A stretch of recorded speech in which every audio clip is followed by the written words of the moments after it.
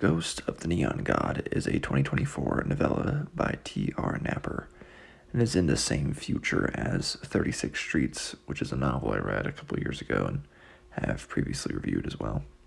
This one starts us in Melbourne, actually, and there are two men vandalizing a glimmer bike for the capital R rebels. Right? They're doing it for themselves, pretty much, right?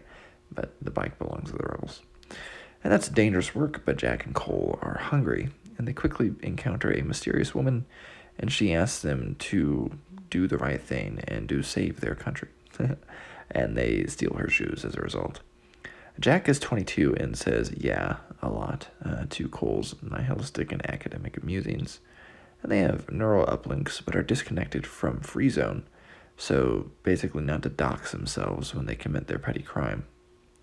There's also some other characters like Sally, Yao Li, Margaret Wu, Sage, various others with various page times.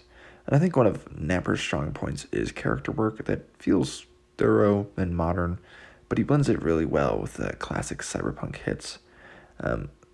Though I don't feel like I got the emotion I wanted for character impact in this one compared to 36 Streets. Not that you can't do that in novella. I don't think that's the problem here. I don't think the form is the problem.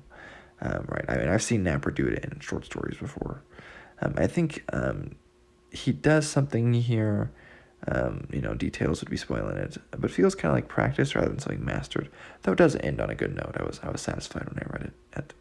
Read that last page. And in contrast, right, he also handles AI rather simply, but rather well, I believe, as well. Also, with how rights over artificial people are concerned and whatnot. And he does actually get some nice things in there, right? Like it's updated cyberpunk in a sense, right? For example, he mentions a tuition that is $600,000. Teslas are mentioned several times. So this is I think this is right around the turn of the century, right? So about 80 years from now. There's also ride shares, which feel very modern, and even there's a jab at Gen Z, right? Like, there's some older man, and he's like, oh, he's probably Gen Z, and he probably wants to talk about his feelings or whatever, which I thought was pretty funny when I read that. I